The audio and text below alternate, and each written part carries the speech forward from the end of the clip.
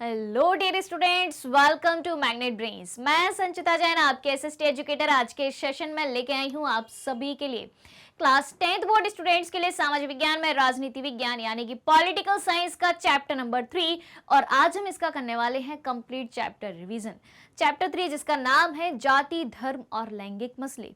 ये चैप्टर में आपको कई सारे पार्ट्स में पढ़ा चुकी हूँ। हर एक टॉपिक का हर एक वीडियो आपको बेहतरीन कंटेंट के साथ प्रोवाइड कराया गया है।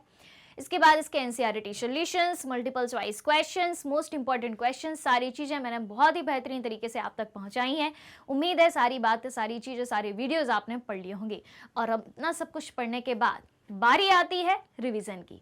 ऑलराइट, चलिए तो शुरू करने से पहले आप सभी से रिक्वेस्ट है कि जल्दी से जल्दी और ज़्यादा से ज़्यादा आज के इस वीडियो को आप सभी लाइक कर दें, शेयर कर दें, साथ ही साथ चैनल को सब्सक्राइब भी कर दें, क्योंकि मैग्नेट ब्रेन्स प्रोवाइड कराता है आपको क्लास 6 से लेकर क्लास 12 तक के सारे courses free of cost, high quality education के साथ, फुल्ली ऑर्गेनाइज कंप्लीट कोर्स के साथ। जी हाँ, हम आपके लिए कई सारे टॉप कोर्सेज हिंदी और इंग्लिश दोनों मीडियम में प्रोवाइड कराते हैं। सीबीएसई बोर्ड के साथ साथ MP board, UP board, Bihar board, Delhi board, Rajasthan board के सिलेबस को कवर कराया जाता है। काफी सारे स्पेशल कोर्सेज भी हमारे पास, जैसे कि वैदिक मैथ्स क्रैश कोर्स और स्पोकन इंग्लिश, और इतने सारे कोर्सेज आपको एक ही जगह, एक ही सिंगल प्लेटफॉर्म पर हाई क्वालिटी एजुकेशन के साथ, फुल्ली ऑर्गेनाइज कंप्लीट कोर्स के साथ एकदम फ्री ऑफ कॉस्ट मिलने वाले हैं। अगर आपको ई बुक्स और ई नोट्स की भी जरूरत है, वीडियो के डिस्क्रिप्शन में उसकी लिंक दी है, जाइए क्लिक कीजिए और सारी चीजें आप प्राप्त कर लीजिए। चलिए तो शुरू करते हैं आज का ये बेहतरीन, इंपॉर्टेंट और इंटरेस्टिंग रिवीजन सेशन आपके लाइक और शेयर के साथ। चले तो जाति, धर्म और लैंगिक मसले। सबसे पहले इसका बेसिक इंट्रोडक्शन हम जान लेते हैं कि इस चैप्टर में कौन कौन से टॉपिक हमें कवर करने हैं, कौन कौन सी बातें हमें पढ़नी है। तो चलिए जल्दी से समझते हैं इसको भी। तो देखें, लैंगिक मसले और राजनीति की बात यहाँ पर हो रही है। ठीक है, सबसे पहले लैंगिक मसले यानी कि जो जेंडर बेस्ड मसले हैं, जेंडर बेस्ड विवाद हैं, जैसे कि जेंडर की बात करें, जेंडर डिस्ट्रीब्यूशन की हम बात करें, लैंगिक विभाजन की बात करें, तो किस में भेदभाव उत्पन्न हो रहा है, किसके विभाजन की बात यहाँ पर हो रही है। एक महिला और पुरुष, मेल और फीमेल की बात हो रही है। ठीक है, तो लैंगिक मसले और राजनीति में सबसे पहले हम बात करेंगे निजी और सार्वजनिक के विभाजन की। दूसरी बात करेंगे महिलाओं के राजनीतिक प्रतिनिधित्व की। क्या महिलाओं का पॉलिटिक्स में रिप्रेजेंटेशन उनके रेशियो के अकॉर्डिंग उतने परसेंटेज में है कि नहीं, यानी कि जितनी संख्या महिलाओं की हमारे भारत देश में है, उतनी संख्या के अनुसार, उस अनुपात में, उस रेशियो में वो परसेंटेज हमें महिलाओं का भारत की पॉलिटिक्स में दिखाई देता है क्या या नहीं दिखाई देता। अगर है रिप्रेजेंटेशन तो कितना है, इन सब बातों पर चर्चा करेंगे। फिर उसके बाद दूसरा टॉपिक जो हमारा आएगा वो होगा धर्म, सांप्रदायिकता और राजनीति का। क्या बात करेंगे हम? धर्म, सांप्रदायिकता और राजनीति की बात करेंगे, जिसमें पहली बात करेंगे सांप्रदायिकता। ठीक है, सांप्रदायिकता की अगर हम बात करें तो अपने धर्म विशेष को श्रेष्ठ समझना, उच्च समझना, ऊंचा समझना, और दूसरे के धर्म को अपने से कम समझना, उसके धर्म की आलोचना करना, निंदा करना, ये ही कहलाता है सांप्रदायिकता। यानी कि सांप्रदायिकता क्या है? एक तरीके का नेगेटिव कंसेप्ट है या नेगेटिव थॉट है, नकारात्मक विचार है ये। ठीक, अब उसके विपरीत दूसरे टॉपिक की हम बात करें जो है धर्मनिरपेक्ष शासन। धर्मनिरपेक्ष शासन, सांप्रदायिकता के विपरीत धर्मनिरपेक्ष शासन में क्या होता है? धर्मनिरपेक्षता किसे कहते हैं? कि जब सभी धर्मों को बराबरी की नजर से देखा जाए, ना कोई धर्म ऊंचा हो, ना कोई धर्म नीचा हो, सभी बराबर हो। और भारत एक धर्मनिरपेक्ष देश है। भारत के संविधान में धर्मनिरपेक्षता की बात कही गई है, और ये बात भी कही गई है कि भारत का कोई भी एक पर्टिकुलर धर्म नहीं होगा। हमारे देश के संविधान में ये बात लिखी है कि हम एक किसी पर्टिकुलर धर्म को विशेष मान्यता नहीं देंगे। हमारे संविधान की नज़र में, सरकार की नज़र में सारे धर्म एक समान हैं। हर एक व्यक्ति को धार्मिक स्वतंत्रता का अधिकार है। यानी कि ये जो धर्मनिरपेक्ष शासन है, ये क्या है? ये क्या है? ये पॉजिटिव फिलॉसफी को दिखाता है या एक पॉजिटिव कंसेप्ट को बताता है। यानी कि ये एक तरीके का सकारात्मक विचार है। क्लियर? फिर तीसरा टॉपिक आएगा इसमें, देखो भाई, लैंगिक मसले की बात कर ली, धार्मिक मसले की बात कर ली, अब जातिगत मसलों की हम बात करेंगे। ठीक है, और ये सारी चीजें कहाँ, ये सारी चीजें हमारे देश की पॉलिटिक्स को कैसे प्रभावित करती हैं, चाहे वो लैंगिक मसलों की बात हो, चाहे धर्म और सांप्रदायिकता की बात हो, चाहे वो जाति की बात हो, इन सब चीजों का असर हमारे देश की पॉलिटिक्स पर कैसा पड़ता है, क्या इनसे ही हमारे देश की पॉलिटिक्स चलती है या इनसे परे चलती है। ठीक है, तो जाति और राजनीति की हम बात करेंगे, जिसमें सबसे पहले हम जातिगत असमानताओं की बात करेंगे कि अलग अलग जातियों में, उच्च जातियों, निम्न जातियों में किस तरीके की असमानता या अनइक्वालिटी हमें देखने को मिलती है। ऑलराइट, उसके बाद हम बात करेंगे राजनीति में जाति की। पहले करेंगे जाति में राजनीति की बात, फिर पढ़ेंगे राजनीति में जाति की, कि जाति के अंदर राजनीति कैसे पनप जाती है। एक पर्टिकुलर जाति अपने बहुसंख्यकवाद के आधार पर, अपनी जनसंख्या ज़्यादा होने के आधार पर किस तरीके से वहाँ की पॉलिटिक्स में इंटरेस्ट लेती है, वहाँ की राजनीति को चलाने का प्रयास करती है। ऑलराइट, तो ये रहेंगे इस चैप्टर के सारे टॉपिक, और एक एक टॉपिक का अब हम करेंगे रिवीजन, क्योंकि सारी चीज़ें हम पढ़ चुके हैं। चलिए अब देखें, लैंगिक मसले और राजनीति की हम बात करेंगे, जेंडर एंड पॉलिटिक्स की बात करेंगे, जिसमें सबसे पहले हम समझेंगे श्रम के लैंगिक विभाजन को। ठीक है, श्रम यानी कि काम करना। अब जो काम है वो किस तरीके से लैंगिक आधार पर डिवाइड किए गए हैं, कैसे डिस्ट्रीब्यूट किए गए हैं महिला और पुरुष में। जैसे कि एक मान्यता है, और ये पिछले हमेशा की दुनिया से ही, हमेशा के समय से ही, पिछले कई सालों से हम देखते आ रहे हैं, जब से हमने होश पाया है तब से हम देखते आ रहे हैं कि महिलाओं का काम होता है घर का। ठीक है, कि वो सारे घरेलू काम करेंगे, बच्चों को पालेंगे, पूरा घर का जो भी देख रेख है वो महिलाओं के जिम्मे होती है। और जो बाहर के काम होते हैं, जैसे कि पैसा कमाना, ठीक है, सार्वजनिक जीवन के जो बाहरी काम होते हैं वो काम होते हैं पुरुषों के। ये एक आम धारणा है और ऐसा होता भी है, हर घर में होता है, ऐसा माना भी जाता है। ठीक है, तो श्रम के लैंगिक विभाजन से क्या मतलब है यहाँ पर, कि लिंग के आधार पर काम का बंटवारा, यानी कि जेंडर बेस्ड काम का डिस्ट्रीब्यूशन करना। ठीक है, जैसे कि पहली बात यहाँ पर लिखी गई है जो मैंने अभी आपको बताई, कि जैसे घर के अंदर के अधिकतर काम औरतें करती हैं और पुरुषों द्वारा बाहर के कामकाज किए जाते हैं। एक और जहाँ सार्वजनिक जीवन पर पुरुषों का वर्चस्व रहता है, वहीं दूसरी ओर महिलाओं को घर की चार दीवारी में समेट कर रखा जाता है। क्या बात कही गई है, जैसे घर के अंदर अधिकतर काम औरतें करती हैं, पुरुषों के द्वारा बाहर के कामकाज किए जाते हैं।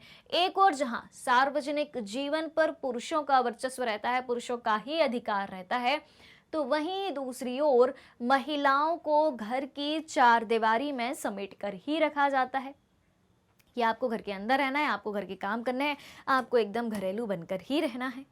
ठीक है, फिर उसके बाद एक नए कंसेप्ट को हम पढ़ने जा रहे हैं, जिसको कहा गया है नारीवाद या नारीवादी। ये जो काम का डिस्ट्रीब्यूशन कर दिया कि आपका काम सिर्फ ये है, आप ये नहीं कर सकती, महिलाओं पर जो तरह तरह की पाबंदियां लगा दी गई, उसी का विरोध करने के लिए एक नए आंदोलन का जन्म होता है, एक नए कंसेप्ट, एक नई अवधारणा का जन्म होता है, जिसे कहा गया है नारीवादी। ठीक है, चलिए तो अब समझते हैं इसको कि ये है क्या, और बहुत इंपॉर्टेंट है, यहाँ से सवाल आता ही है। तो नारी और नर यानी कि महिला और पुरुषों के लिए एक समान अधिकारों की बात करना, कि जितने अधिकार पुरुषों के लिए हैं उतने ही अधिकार महिलाओं के लिए भी होने ही चाहिए। तो नारी और नर के लिए एक समान अधिकारों की मांग करना या नारी सशक्तिकरण की मांग करना, नारी सशक्तिकरण यानी कि विमेन एम्पावरमेंट की बात करना, क्या कहलाता है, नारीवाद कहलाता है। अब इसी को लेके एक आंदोलन भी चलाया गया, जिसको नाम दिया गया नारीवादी आंदोलन। क्या नाम दिया गया, नारीवादी आंदोलन। तो इसमें देखें, महिलाओं के राजनीतिक और वैधानिक दर्जे को ऊंचा उठाने, यानी कि महिलाओं की राजनीतिक क्षेत्र में भागीदारी हो, महिलाएं कानूनी रूप से आगे बढ़ें। ठीक है, महिलाओं के लिए शिक्षा यानी कि एजुकेशन और रोजगार यानी कि एम्प्लॉयमेंट की अपॉर्चुनिटी बढ़े, महिलाओं के लिए शिक्षा के, रोजगार के नए नए रास्ते खुलें और उनके व्यक्तिगत एवं पारिवारिक जीवन में बराबरी की मांग करने वाले आंदोलन को क्या कहा गया है, नारीवादी आंदोलन कहा गया है। समझ में आ रही है बात।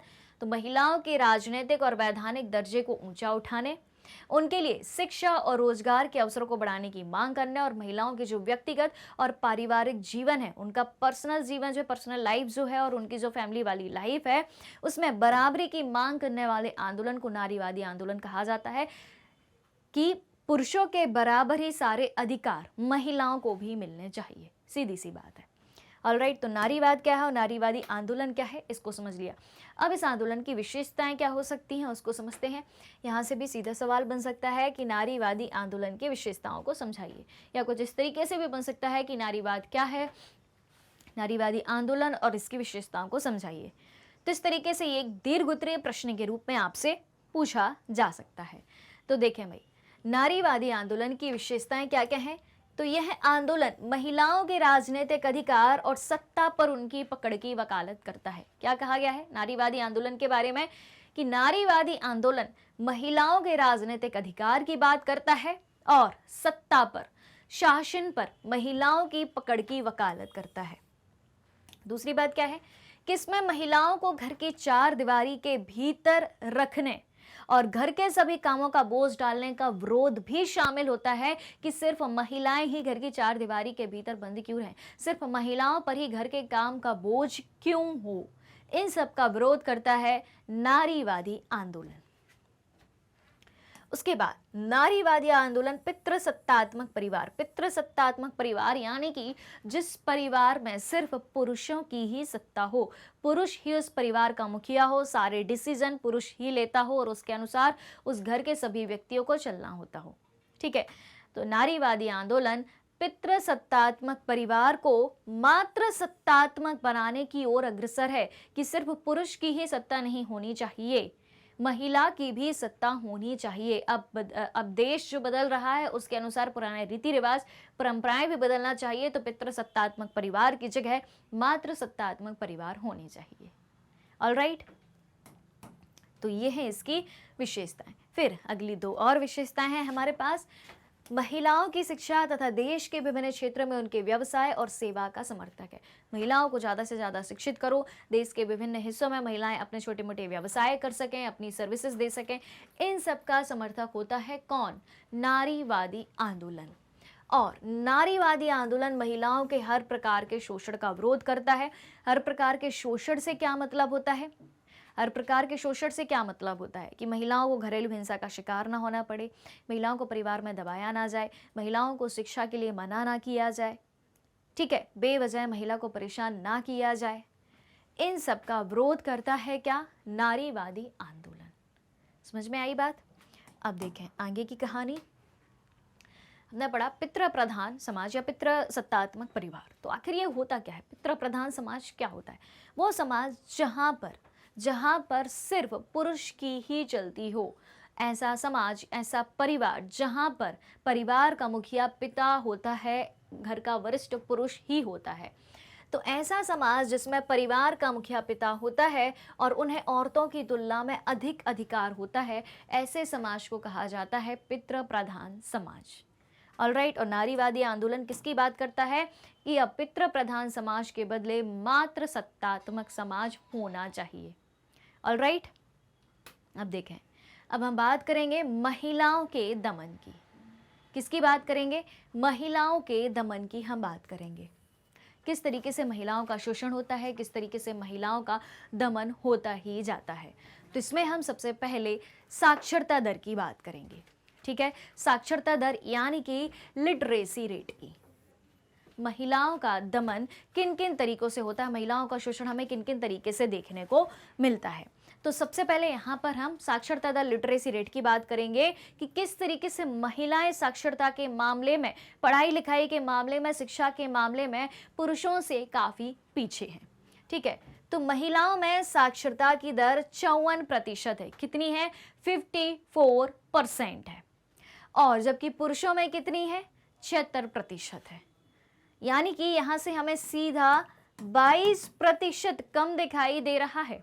ठीक है, पुरुष कितने शिक्षित हैं? 76%। यानी कि पुरुषों की कुल जनसंख्या जितनी है उसमें से 76% पुरुष जो है पढ़े लिखे हैं, साक्षर हैं, लिटरेट हैं, जबकि महिलाएं पुरुषों के कंपैरिजन में सिर्फ 54% ही शिक्षित हैं। ठीक है, तो ये तो गलत है, महिलाएं काफ़ी पीछे हैं। फिर दूसरी बात देखें और किस तरीके से महिलाओं का दमन होता है, शोषण होता है। ऊंचा वेतन और ऊंची स्थिति के पद इस क्षेत्र में पुरुष महिलाओं से बहुत आगे हैं। ऊंचा वेतन और ऊंची स्थिति के पद यानी कि हाई सैलरी और हाई पोस्ट के मामले में पुरुष काफी आगे हैं। ज्यादा से ज्यादा सैलरी किसको दी जा रही है, पुरुषों को। ऊंचे पद किसको दिए जा रहे हैं, पुरुषों को दिए जा रहे हैं। एक कंपनी में या एक फर्म में या एक किसी ऑर्गेनाइजेशन में पुरुष और महिला दोनों काम कर रहे हैं, एक सा काम कर रहे हैं, बराबर घंटे काम कर रहे हैं, लेकिन पुरुष को महिला के कंपैरिजन में ज्यादा पैसा दिया जा रहा है और महिला को कम दिया जा रहा है। ये तो गलत है। तीसरी बात, असमान लिंग अनुपात, ठीक है, यानी कि जेंडर रेशियो जो है वो इक्वल नहीं है। तो अभी भी प्रति 1000 पुरुषों पर महिलाओं की संख्या कितनी है, 919 ही है। पुरुषों की संख्या टोटल कितनी है, जैसे कि 1000 है। मतलब लिंग अनुपात को कैसे निकालते हैं, जेंडर रेशियो को हम कैसे निकालते हैं, जेंडर रेशियो को हम कैसे निकालते हैं, 1000 पुरुषों पर प्रति 1000 पुरुषों पर प्रति 1000 पुरुषों पर महिलाओं की संख्या, प्रति 1000 पुरुषों पर महिलाओं की संख्या को क्या कहा जाता है, जेंडर रेशियो। अब 1000 पुरुष हैं और 1000 पुरुषों पर महिलाओं की संख्या कितनी है, मात्र 919 ही है। कितनी है, 1000 पुरुष हैं तो 919 महिलाएं हैं, यानी कि महिलाएं कम है। ठीक है, तो ये क्या है, महिलाओं का दमन है। अब महिलाओं की संख्या इतनी कम होने का क्या कारण है, बेटी को गर्भ में ही मार दिया जाता है, जिसको हम कन्या भ्रूण हत्या के नाम से जानते हैं। किस नाम से जानते हैं, कन्या भ्रूण हत्या के नाम से जानते हैं। समझ में आ रही है बात। तो बेटियां बचेंगी कहाँ से, फिर उतने पुरुषों के कंपैरिजन में उतनी महिलाएं होगी कहाँ से। फिर है घरेलू और सामाजिक उत्पीड़न, घरों में भी उनका शोषण किया जाता है, सामाजिक रूप से भी उन्हें परेशान किया जाता है। फिर क्या है, फिर है जनप्रतिनिधि संस्थाओं में कम भागीदारी अथवा कम प्रतिनिधित्व। जो हमारी जनप्रतिनिधि संस्थाएं हैं, जनप्रतिनिधि संस्थाओं से क्या मतलब है, जैसे कि हमारे यहाँ की विधानसभा, हर एक राज्य की विधानसभा, या हमारे देश की संसद जिसमें शामिल है लोकसभा। ठीक है, यानी कि सीधी सी बात कही जाए कि जो विधायिका है, जो हमारी कानून बनाने वाली संस्थाएं हैं, उनमें कम भागीदारी है, कम रिप्रेजेंटेशन है पुरुषों के कंपैरिजन में। फिर महिलाओं में पुरुषों की तुलना में कम आर्थिक आत्मनिर्भरता है, क्योंकि कमाने का काम सौंपा है पुरुषों को। महिलाएं कैसे सेल्फ इंडिपेंडेंट बनेंगी, ठीक है, समझ में आ रही है बात। तो वो किस पर डिपेंड है, आर्थिक रूप से, इकोनॉमिकली किस पर डिपेंड है, पुरुषों पर ही डिपेंड है। ऑलराइट, अब देखें महिलाओं का राजनीतिक प्रतिनिधित्व की बात करते हैं, यानी कि पॉलिटिकल रिप्रेजेंटेशन ऑफ विमेन कितना है, प्रेजेंट में हमें कितना देखने को मिलता है। तो भारत की विधायिका की हम बात करें, विधायिका का मतलब क्या होता है, विधायिका यानी कि कानून बनाने वाली संस्था। विधायिका क्या होती है, विधायिका का मतलब होता है कानून बनाने वाली संस्था। कानून कौन बनाता है भाई, हमारे देश की संसद में कानून बनते हैं। संसद के 3 अंग कौन कौन से हैं, संसद के 3 अंग हैं आपके, लोकसभा, राज्यसभा और राष्ट्रपति। ठीक है, ये है। तो लोकसभा, राज्यसभा और राष्ट्रपति तीनों मिलकर कोई कानून बनाते हैं। तो भारत के विधायिका में महिला प्रतिनिधियों का अनुपात जो है, महिला प्रतिनिधियों का अनुपात बहुत ही कम है। जैसे जैसे लोकसभा में महिला सांसदों की संख्या पहली बार 2019 में ही 14.36% तक पहुंची है। तो क्या 14.36% जो है वो बहुत अच्छा आंकड़ा है? बिल्कुल नहीं है। बाकी का हिस्सा किसके पास है? 100 में से बाकी का हिस्सा किसके पास है? पुरुषों के पास है। महिलाओं के पास कितना हिस्सा है? 14.36% है। यह आंकड़ा बहुत कम है। ठीक है, फिर हम राज्यों के विधानसभाओं की बात करें, यानी कि हर एक स्टेट की लेजिस्लेटिव असेंबली की बात करें, तो विधानसभा में उनका प्रतिशत 5% यानी कि 5% से भी कम है। और और इस मामले में भारत का नंबर दुनिया के देशों में काफी नीचे है, यानी कि भारत में राजनीति के क्षेत्र में महिलाओं का रिप्रेजेंटेशन बहुत ही कम है, जो सीधा सीधा महिलाओं के पिछड़ेपन को दिखाता है। अब अगर विधायिका में महिलाओं के रिप्रेजेंटेशन में सुधार लाना है, महिलाओं की संख्या को बढ़ाना है, तो क्या सुधार किए जा सकते हैं, समझते हैं इसको। तो देखें, विधायिका में महिलाओं के प्रतिनिधित्व में सुधार के लिए महिलाओं के लिए सीटों का आरक्षण कानूनी रूप से पंचायतों की तरह बाध्यकारी होना चाहिए।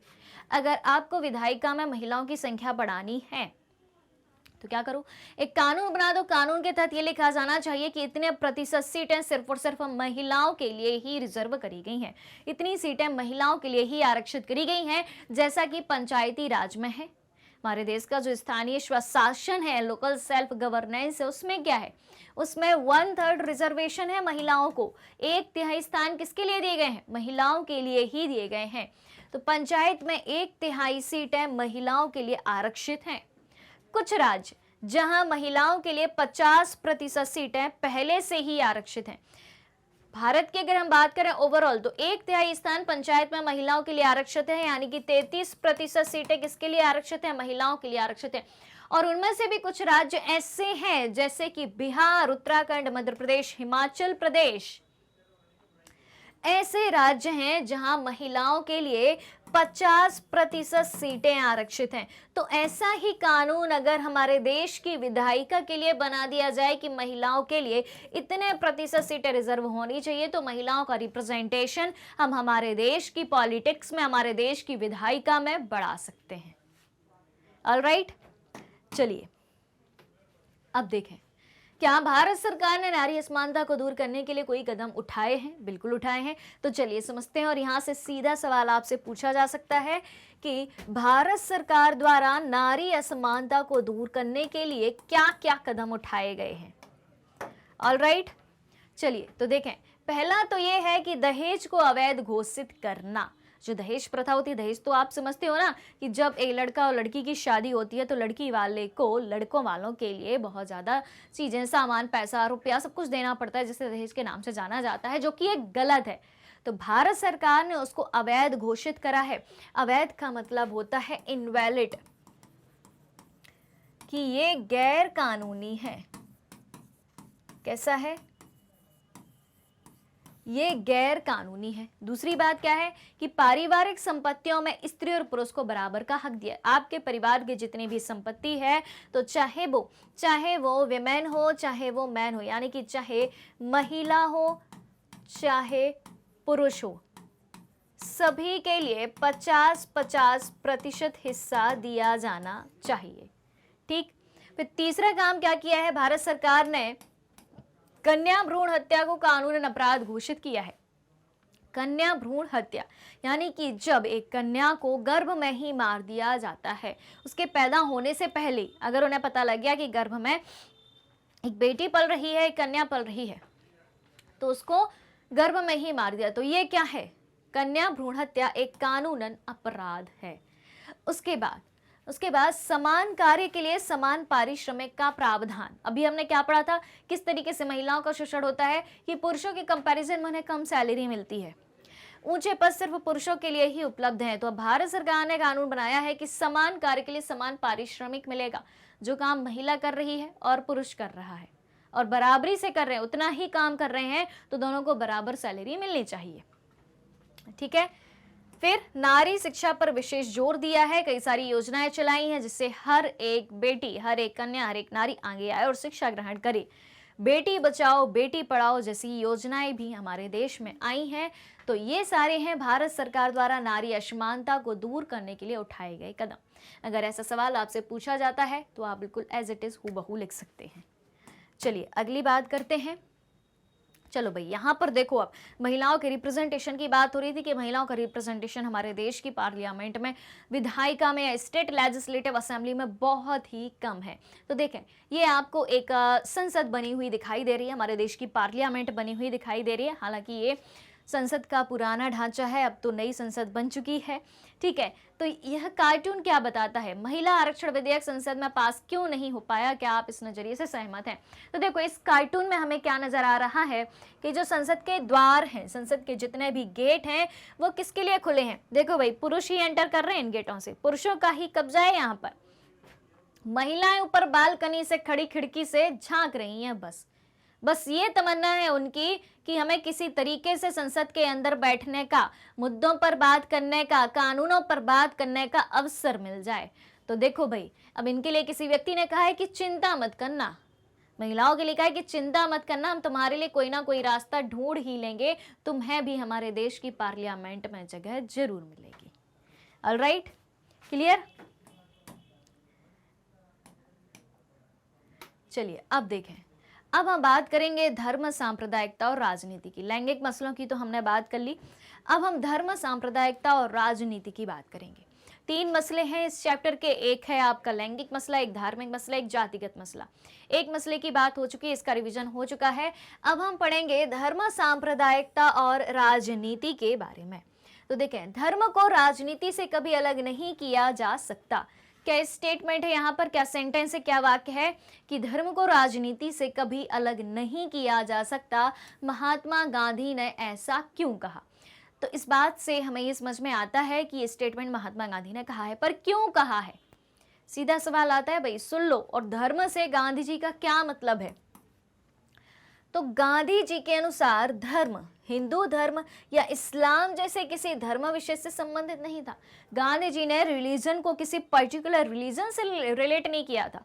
उनके अनुसार धर्म की परिभाषा हिंदू, मुस्लिम, सिख, ईसाई, जैन, बौद्ध, पारसी किसी धर्म से नहीं थी। तो फिर क्या था गांधी जी की नजरों में धर्म का मतलब?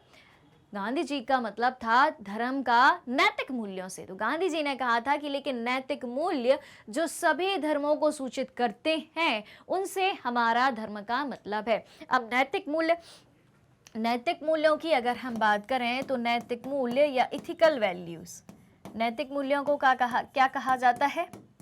Ethical values. नैतिक मूल्य या इथिकल वैल्यूज क्या होती हैं भाई? कौन बताएगा? सत्य, अहिंसा, ईमानदारी, चोरी ना करना,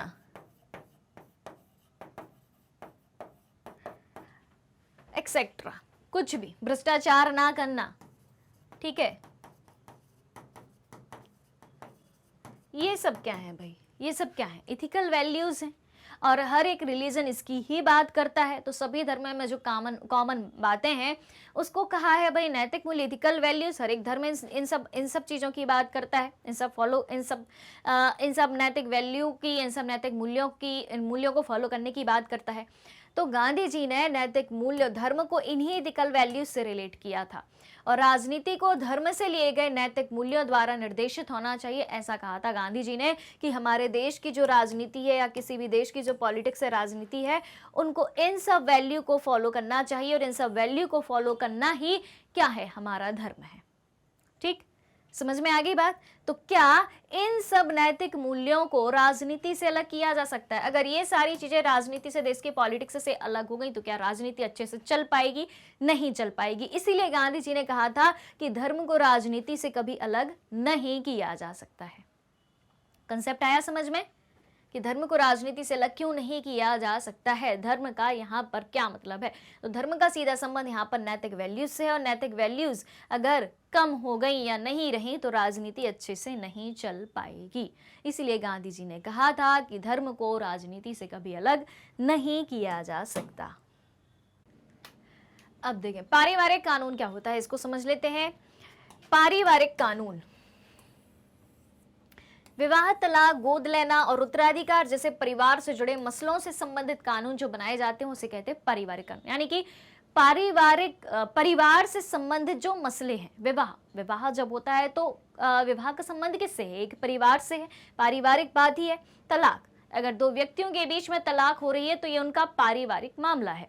ठीक है। गोद लेना, गोद लेना का मतलब क्या होता है कि जब कोई व्यक्ति किसी दूसरे के बच्चे को अपनाता है, कानूनी रूप से अपनाता है कि अब से ये मेरा बच्चा होगा, तो उसे क्या कहते हैं? गोद लेना।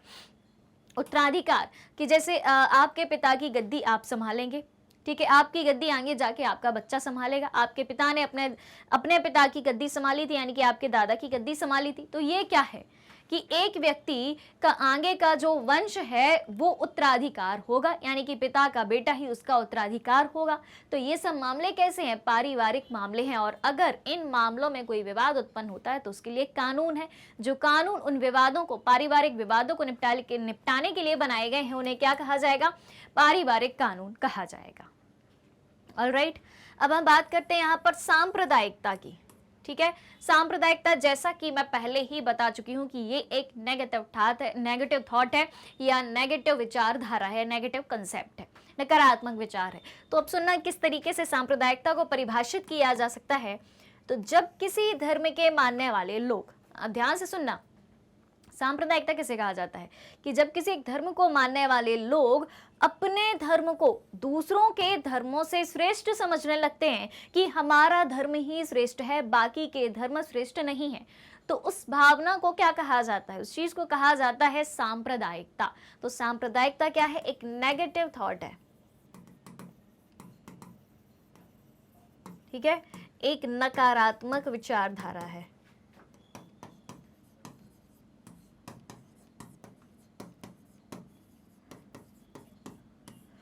ऑलराइट, ठीक है, दो बातें समझ ली। यहां से सीधा आपसे कोई डेफिनेशन पूछी जा सकती है तो आप इस तरीके से लिख सकते हैं।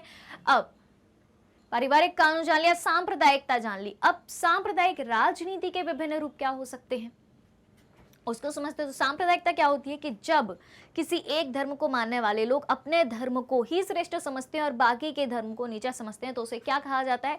सांप्रदायिकता कहा जाता है। अब सांप्रदायिक राजनीति की बात करते हैं कि जब सांप्रदायिकता राजनीति में घुसती है, राजनीति सांप्रदायिकता में घुसती है, तो क्या होता है देखना। तो पहली बात, पहला पॉइंट इस मामले में यह कहा गया है कि कट्टरपंथी विचारधारा वाले लोग, ठीक है, जब सांप्रदायिक राजनीति की बात होती है तो इसमें कट्टरपंथी विचारधारा वाले लोग शामिल होते हैं, क्योंकि सांप्रदायिकता की परिभाषा क्या कहती है कि अपने धर्म को श्रेष्ठ समझना। हम अपने धर्म के प्रति ही कट्टर हैं, हम किसी दूसरे धर्म का सम्मान नहीं कर सकते, दूसरे धर्म को अपने से ऊंचा नहीं देख सकते। तो ये क्या है? कट्टरता। तो जब राजनीति में इस तरीके के विचारधारा वाले लोग शामिल हो जाते हैं तो वो राजनीति कैसी हो जाती? कट्टरपंथी हो जाती, क्योंकि कट्टरपंथी विचारधारा वाले लोग राजनीति में शामिल हो चुके हैं। फिर धार्मिक आधार पर मतों का ध्रुवीकरण, ठीक है, अब लोग ये समझते हैं कि हम जिस संप्रदाय विशेष के हैं और हमारा प्रत्याशी अगर खड़ा होता है, हमारे संप्रदाय का या हमारे धर्म का प्रत्याशी चुनाव में खड़ा होता है, तो हम उसको ही वोट देंगे। इसी तरीके से दूसरे धर्म को मानने वाला व्यक्ति भी यही सोचता है, मानने वाले व्यक्ति भी यही सोचते हैं कि हम सिर्फ और सिर्फ अपने धर्म को मानने वाले प्रत्याशी को ही वोट देंगे।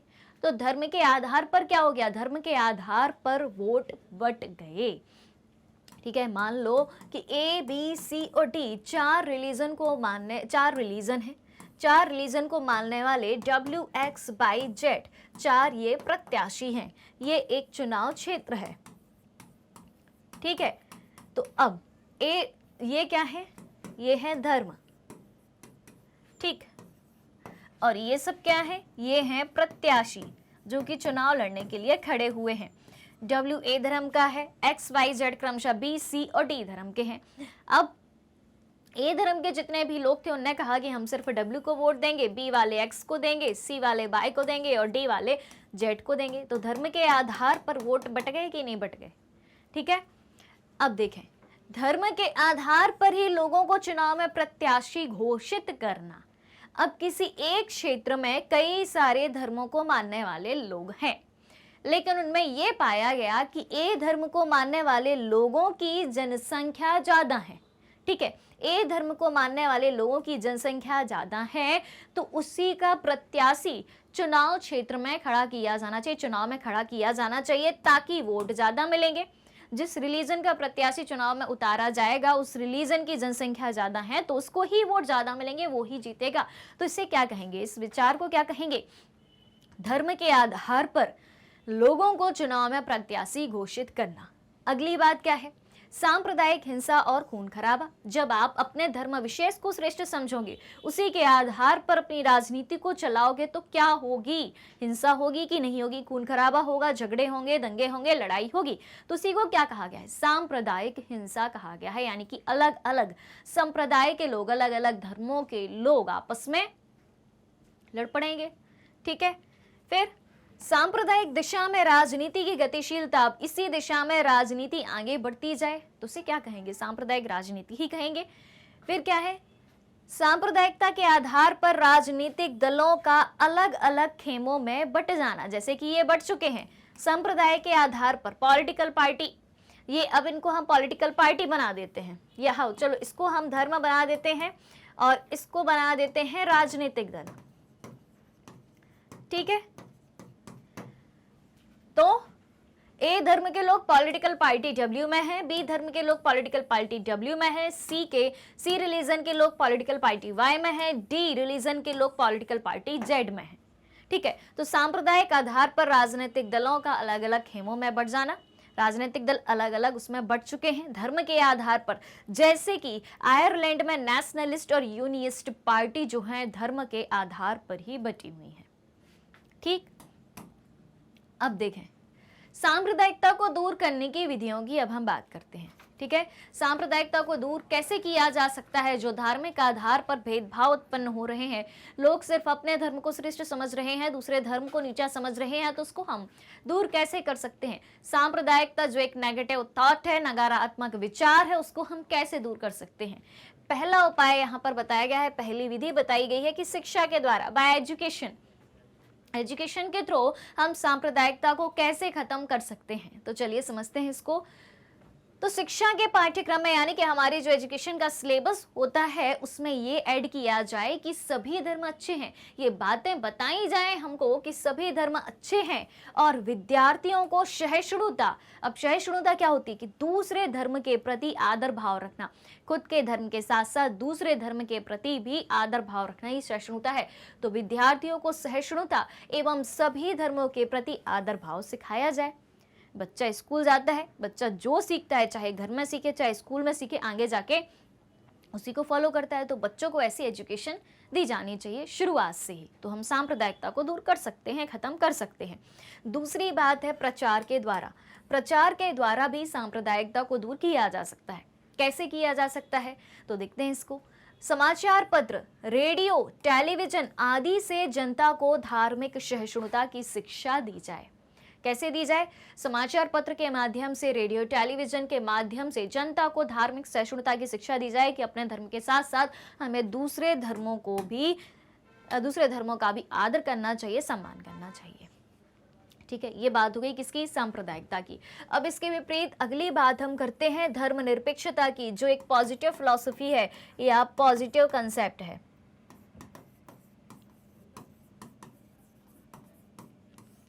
All right. तो देखें, एक ऐसी व्यवस्था जिसमें राज्य का अपना कोई धर्म नहीं होता है, सभी धर्मों को एक समान महत्व दिया जाता है, सभी धर्मों को एक समान इंपॉर्टेंस दी जाती है, तथा नागरिकों को किसी भी धर्म को अपनाने की आजादी होती है। क्या कहा गया है? एक ऐसी व्यवस्था जिसमें राज्य का अपना कोई धर्म नहीं होता, सभी धर्मों को एक समान महत्व दिया जाता है, इक्वल इंपॉर्टेंस दी जाती है, और नागरिकों को किसी भी धर्म को अपनाने की आजादी होती है। यानी कि धार्मिक दृष्टि से, संविधान की दृष्टि से या संवैधानिक रूप से, इसको हम ऐसा लिख सकते हैं, संवैधानिक रूप से सभी धर्म बराबर होते हैं। संवैधानिक रूप से सभी धर्म बराबर होते हैं। ठीक है। और धार्मिक स्वतंत्रता का अधिकार भी इसमें शामिल होता है। धार्मिक स्वतंत्रता का अधिकार भी इसमें शामिल होता है। तो धर्मनिरपेक्षता क्या है? एक ऐसी व्यवस्था जिसमें राज्य का अपना कोई धर्म नहीं होता, सभी धर्मों को एक समान महत्व दिया जाता है तथा नागरिकों को किसी भी धर्म को अपनाने की पूर्ण रूप से आजादी होती है। संविधान की नजर में सभी धर्म बराबर होते हैं, उस देश का एक पर्टिकुलर कोई धर्म नहीं होता। जैसे कि हम भारत की बात करें तो भारत में धर्म के मामले में विविधता है, डाइवर्सिटी है, कई सारे धर्म को मानने वाले लोग रहते हैं, हिंदू, जैन, बुद्ध, सिख, ईसाई, पारसी, मुस्लिम सब रहते हैं। लेकिन हमारे भारत देश का संविधान किसी एक धर्म विशेष की बात नहीं करता, वो बात करता है इक्वल अपॉर्चुनिटी की, वो बात करता है धार्मिक भेदभावों को दूर करने की। क्लियर है? चलिए, तो सांप्रदायिकता और धर्मनिरपेक्षता दोनों एकदम अपोजिट बातें हैं, अपोजिट कंसेप्ट हैं। अब धर्मनिरपेक्ष शासन की बात करें तो भारत एक धर्मनिरपेक्ष देश है, ये बात हम सभी जानते हैं। तो भारत का संविधान किसी धर्म को विशेष दर्जा नहीं देता कि ये धर्म विशेष है, ठीक है, और किसी भी धर्म का पालन करने और प्रचार करने की आजादी है। भारत देश का हर एक नागरिक जिस धर्म को मानना चाहे, जिस धर्म को पालन करना चाहे, उसका पालन कर सकता है, उसका प्रचार कर सकता है। और धर्म के आधार पर किए जाने वाले किसी तरह के भेदभाव को अवैधानिक घोषित किया गया है कि धर्म के आधार पर अगर आप किसी व्यक्ति के साथ भेदभाव करते हो तो वो इनवैलिड है, गैरकानूनी है, अवैधानिक है, गलत है, उसके लिए सजा का भी प्रावधान किया गया है। ठीक है, फिर क्या है?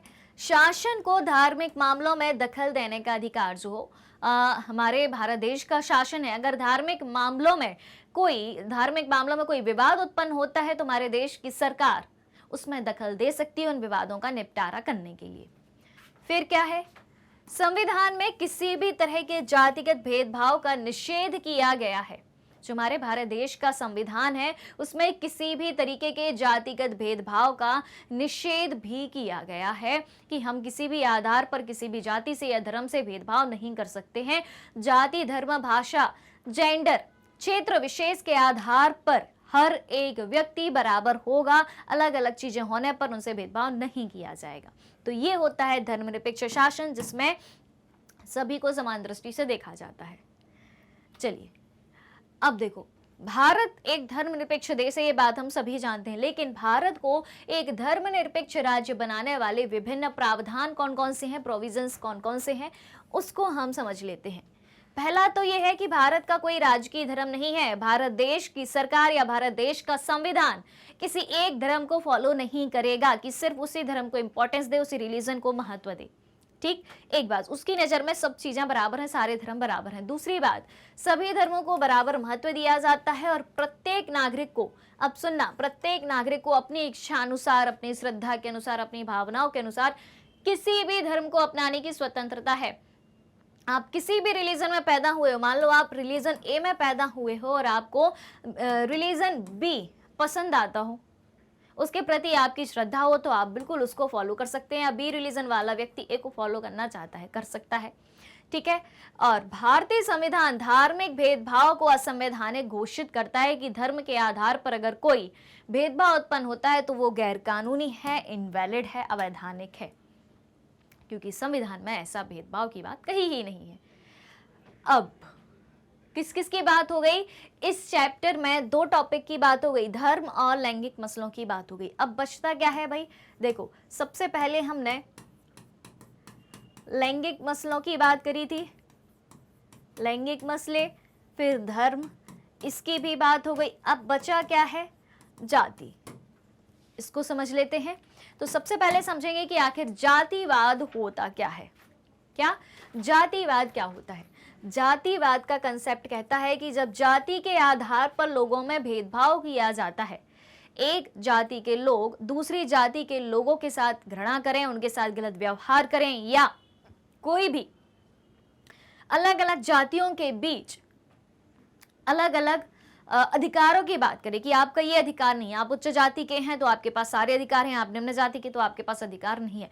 तो इस तरीके से जो जातिगत भेदभाव होता है उसको कहा जाता है जातिवाद। इसी के साथ हम समझते हैं वर्ण व्यवस्था को भी।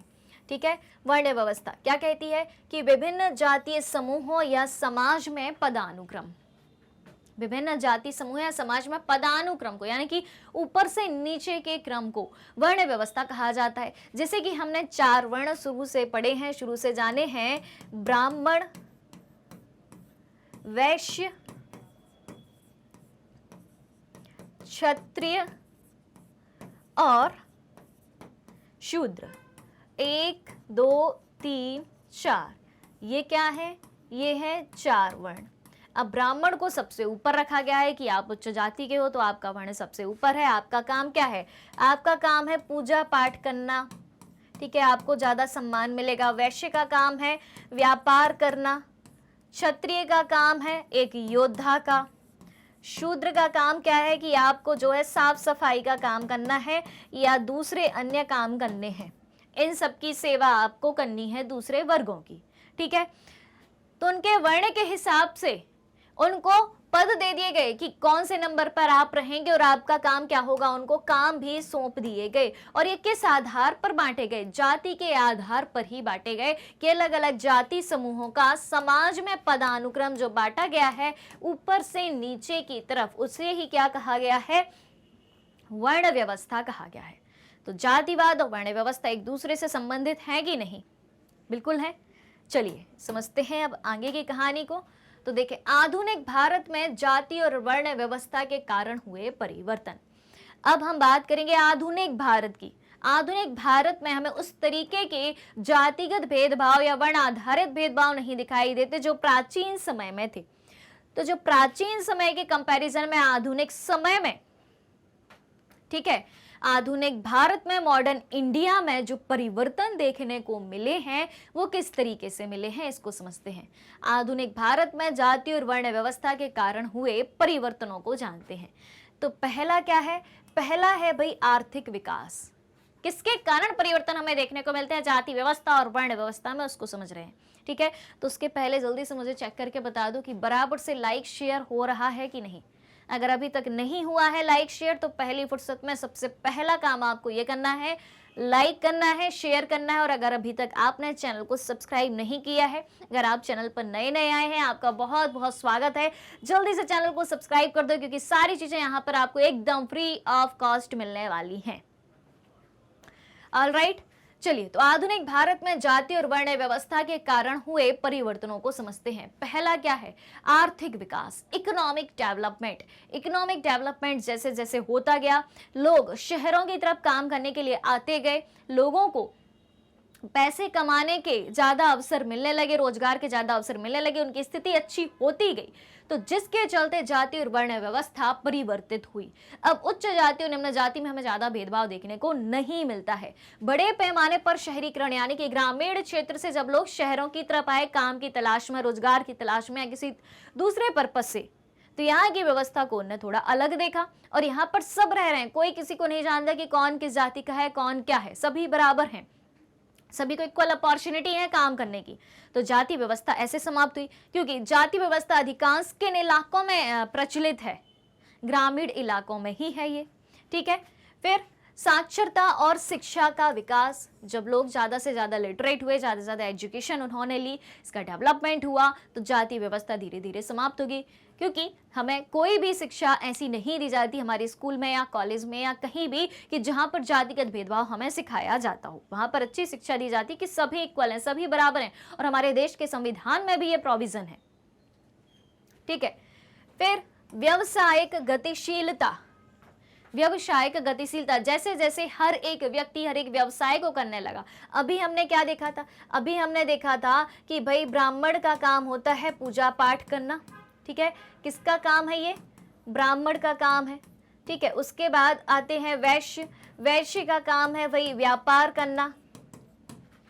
क्षत्रिय का काम है कि आप योद्धा हो, आप हमारे देश की रक्षा करो। शूद्र का काम है कि आप जो बाकी के काम है, जैसे साफ सफाई के काम है, मैला ढोने के काम है, ठीक है, या उन बाकी 3 वर्गों की सेवा करनी है तो आप करो। लेकिन अब ये व्यवस्था नहीं है, अब हर व्यक्ति हर एक काम कर सकता है, हर एक व्यक्ति हर एक व्यवसाय कर सकता है। तो यही क्या है? यही है व्यवसायिक गतिशीलता। ऑलराइट, फिर क्या है? गांव में जमींदारों की स्थिति का कमजोर होना। जो पहले जमींदार हुआ करते थे, बहुत सारी जमीन हड़प के रखा करते थे और अपने यहाँ लोगों को बंधुआ मजदूर के तौर पर काम में लगाया करते थे, और हर निम्न जाति के लोगों से अपना हर एक तरीके का काम कराया करते थे, उनका शोषण किया करते थे। अब वो प्रथा खत्म हो गई है, जमींदारों की स्थिति कमजोर पड़ चुकी है, जिसके कारण आधुनिक भारत में जाति व्यवस्था और वर्ण व्यवस्था में कई सारे सकारात्मक परिवर्तन यानी कि पॉजिटिव चेंजेस हमें देखने को मिले हैं। ऑलराइट, अगर यहां से आपसे सीधा सवाल पूछा जाए कि आधुनिक भारत में जाति और वर्ण व्यवस्था के कारण क्या क्या परिवर्तन देखने को मिलते हैं, आप बता देंगे? बिल्कुल बता देंगे। चलिए तो चलते हैं। अब जाति और राजनीति की बात करते हैं, कास्ट एंड पॉलिटिक्स की बात करते हैं। ठीक है, अब जब जाति राजनीति के अंदर घुस जाती है तो क्या होता है? देखो भाई, चुनाव क्षेत्र के मतदाताओं की जातियों का हिसाब ध्यान में रखा जाता है। कोई भी चुनाव क्षेत्र है तो वहां पर क्या देखा जाता है? वहां पर यह देखा जाता है कि किस जाति की, किस कास्ट के लोगों की पॉपुलेशन ज्यादा है। जिस कास्ट के लोगों की पॉपुलेशन ज्यादा होगी उस कास्ट के उम्मीदवार को, प्रत्याशी को चुनाव में उतार दिया जाएगा, जिससे ज्यादा वोट मिलेंगे। इससे ही क्या कहेंगे? वोट बैंक की राजनीति, पॉलिटिक्स ऑफ वोट बैंक। ठीक है, फिर अगर समर्थन हासिल करना है किसी भी पॉलिटिकल पार्टी को, ज्यादा से ज्यादा लोगों को, तो वो क्या करेंगे? उस क्षेत्र विशेष में रहने वाले लोगों की जातिगत भावनाओं को उकसाएंगे। ठीक है, और फिर देश के किसी भी एक संसदीय चुनाव क्षेत्र में किसी एक जाति के लोगों का बहुमत नहीं है। इसके बावजूद भी भले ही राजनेता कितना भी प्रयास कर लें, भले ही कोई भी पॉलिटिकल पार्टी, राजनीतिक दल कितना भी प्रयास कर ले कि हम उस पर्टिकुलर क्षेत्र में किसी कास्ट के पॉपुलेशन के आधार पर प्रत्याशी को उतारेंगे और वही पूरी के पूरी पॉपुलेशन उस प्रत्याशी को वोट देगी, लेकिन इस तरीके का रूप हमें कहीं भी देखने को नहीं मिलता है। ना ही यहां पर जो बात कही गई है कि देश के किसी भी एक संसदीय चुनाव क्षेत्र में किसी एक जाति के लोगों का बहुमत नहीं है। ठीक है, इतना सब होने के बावजूद भी ये देखने को नहीं मिलता कि किसी एक कास्ट के लोगों की मेजॉरिटी अपनी कास्ट के प्रत्याशी के लिए हो। क्लियर हो रही है बात? इसको ऐसे समझते हैं कि जैसे ए, बी, सी और डी, ये क्या है? कास्ट है, यानी कि जाति है। ठीक, ए, बी, सी और डी, ये क्या है? प्रत्याशी हैं इधर। ठीक है, कौन कौन? W, X, Y, Z। ए कास्ट का प्रत्याशी है W, यानी कि W जो है ए कास्ट का है, X B कास्ट का है, Y C कास्ट का है, Z D कास्ट का है। तो अब क्या होना चाहिए? अगर कहा जाए तो क्या होना चाहिए कि ए कास्ट के जितने भी व्यक्ति हैं, ए कास्ट के जितने भी व्यक्ति हैं वो W को वोट दें, बी कास्ट X को वोट दे, सी कास्ट Y को वोट दे, डी कास्ट Z को वोट दे।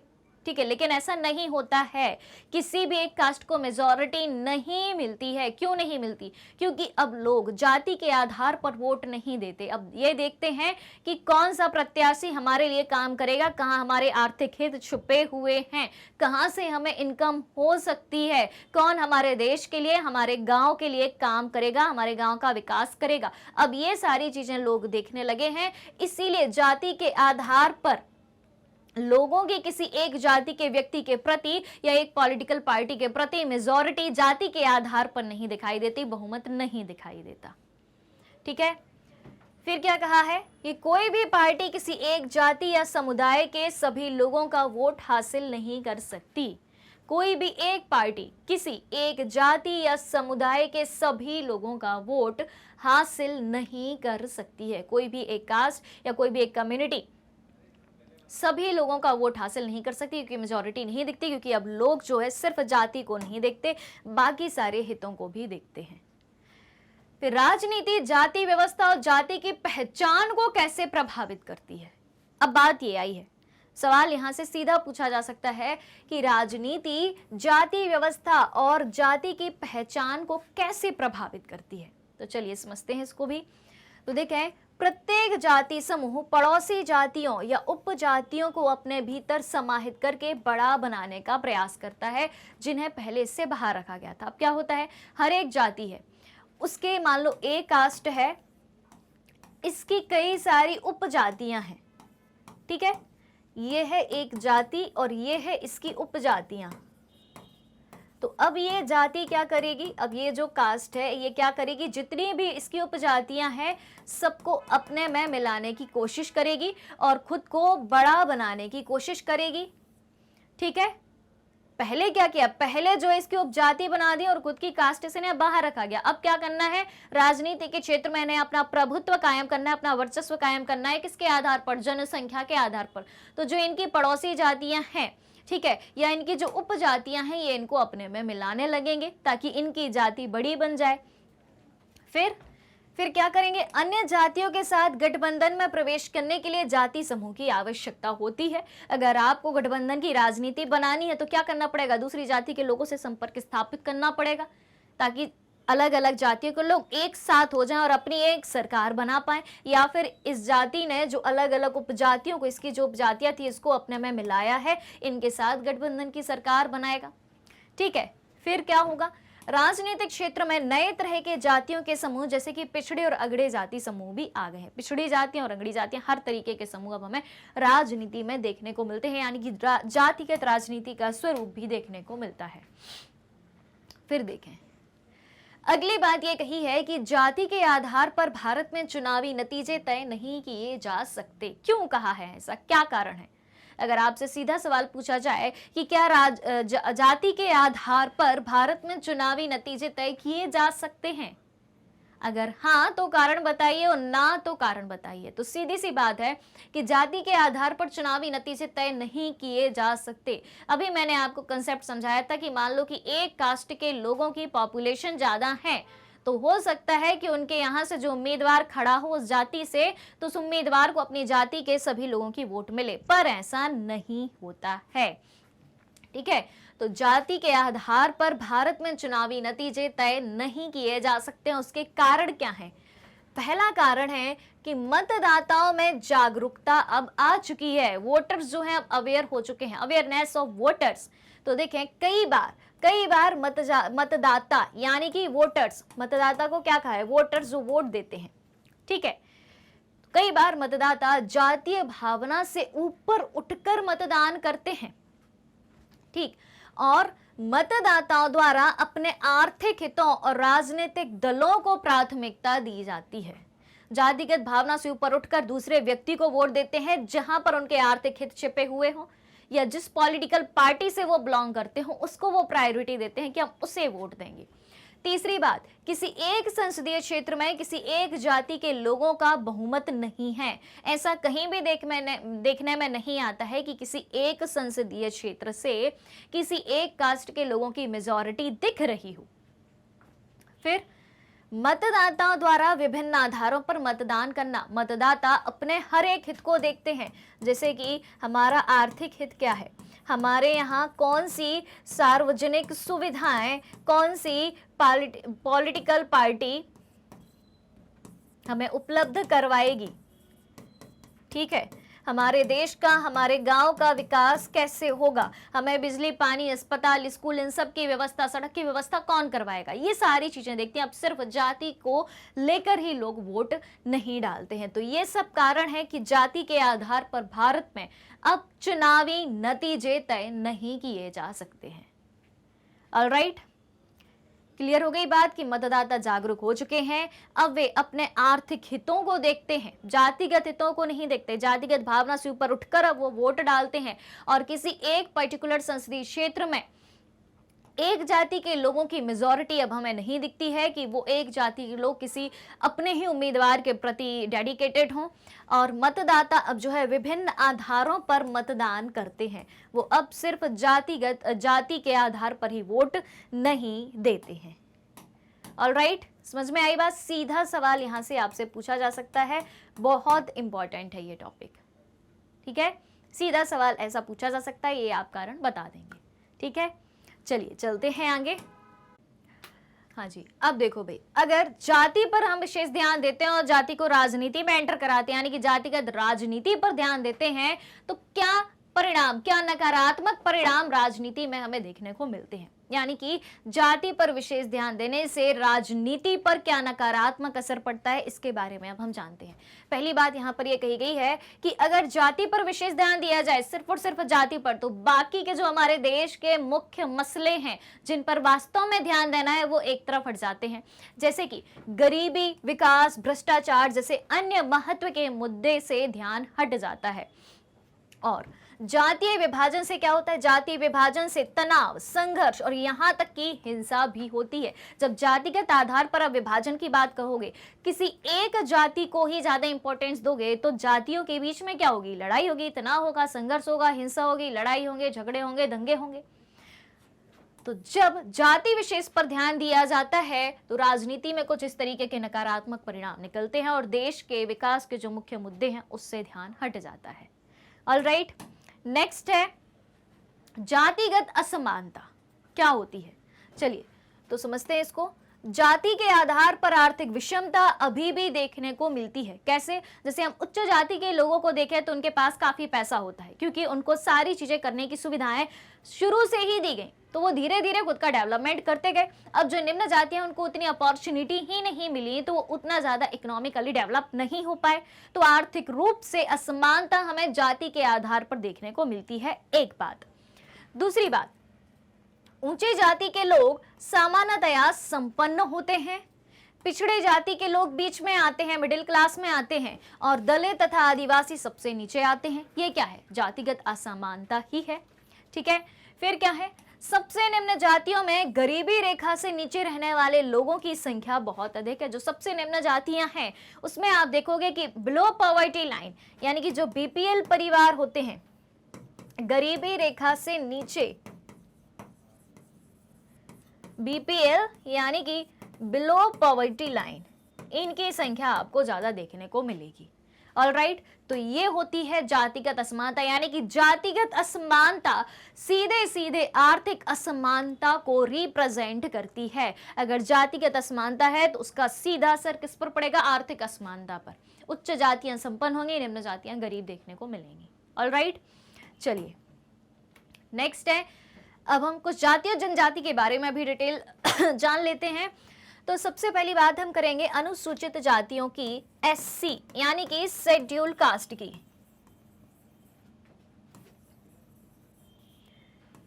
किसकी? शेड्यूल कास्ट की। तो शेड्यूल कास्ट क्या होती हैं? चलिए इसको समझते हैं। वे जातियां जो हिंदू सामाजिक व्यवस्था में, क्या कहा गया है? वे जातियां जो हिंदू सामाजिक व्यवस्था में उच्च जातियों से अलग और अछूत मानी जाती हैं। किसमें? हिंदू सामाजिक व्यवस्था में उच्च जातियों से अलग और अछूत मानी जाती हैं, और जिनका अपेक्षित विकास नहीं हुआ, यानी कि जितना विकास अन्य जातियों के जैसे उनका भी होना चाहिए पर उनके कंपैरिजन में उतना डेवलपमेंट उनका नहीं हुआ है, उनको कहा जाता है शेड्यूल कास्ट या अनुसूचित जातियां। और इनकी संख्या भी बताई गई है कि अनुसूचित जातियों का प्रतिशत कितना है? 16.2% है भारत की कुल जनसंख्या में। ठीक, अब हम बात करेंगे अनुसूचित जनजातियों की, यानी कि एसटी, शेड्यूल ट्राइब्स।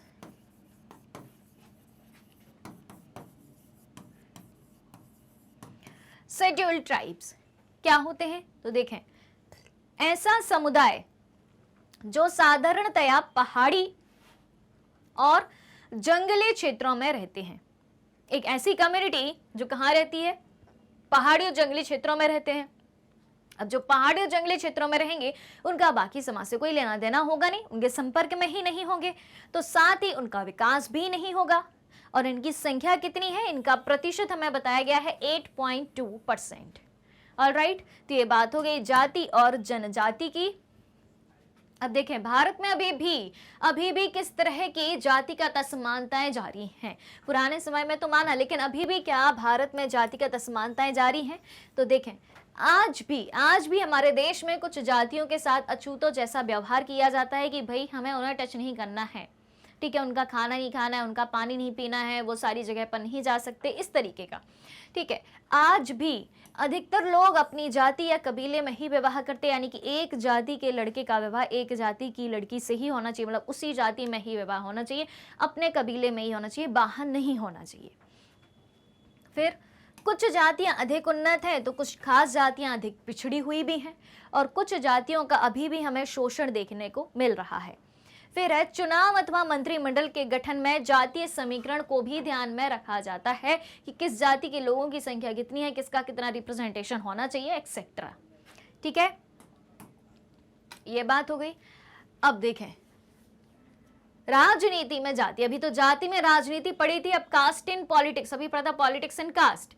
अब राजनीति में जाति की बात करें तो सांप्रदायिकता क्या थी? सांप्रदायिकता एक तरीके की बुराई थी कि धर्म के आधार पर जब कोई व्यक्ति खुद को श्रेष्ठ समझने लगे, खुद के धर्म को श्रेष्ठ समझने लगे और दूसरे धर्म के लोगों को, दूसरे धर्म को अपने से निम्न समझने लगे, तो उसे क्या कहा जाता है? सांप्रदायिकता। तो सांप्रदायिकता की तरह ही जातिवाद भी इस मान्यता पर आधारित है कि जाति ही सामाजिक समुदाय के गठन का एकमात्र आधार है, कि अपनी जाति को ऊंचा समझना और दूसरे की जाति को निम्न समझना, जातिगत रूप से खुद को श्रेष्ठ समझना। ठीक है, तो इस चिंतन पद्धति के अनुसार अब सुनना, जातिवाद के आधार की बात कही गई है कि एक जाति के लोग एक स्वाभाविक सामाजिक समुदाय का निर्माण करते हैं और उनके हित एक जैसे होते हैं। एक जाति की कम्युनिटी एक होगी, उनके हित, लाभ, प्रॉफिट जो भी है एक होगा और दूसरी जाति के लोगों से उनके हितों का कोई मेल नहीं होगा, दूसरी जाति से उनका कोई लेना देना नहीं होगा, क्योंकि वो ये मान चुके हैं कि हमारी जाति श्रेष्ठ है, जो होगा हमारी जाति के अंदर ही होगा, हम काम करेंगे तो सिर्फ अपनी जाति के लिए ही करेंगे। ठीक है, तो जैसा कि हमने सांप्रदायिकता के मामले में देखा है, क्या देखा है कि यह मान्यता हमारे अनुभव से पुष्ट नहीं होती। हमारे अनुभव बताते हैं कि जाति हमारे जीवन का एक पहलू जरूर है, लेकिन यही एकमात्र या सबसे ज्यादा महत्वपूर्ण पहलू नहीं है कि आप सिर्फ जाति को ही इंपॉर्टेंस दो। पूरे विश्व में, पूरी दुनिया में और हमारे भारत देश में कई सारे ऐसे मसले हैं कि उन पर भी ध्यान देना जरूरी है, तभी हम विकास कर सकते हैं। फिर देखें, राजनीति में जाति अनेक रूप ले सकती है। कैसे समझते हैं?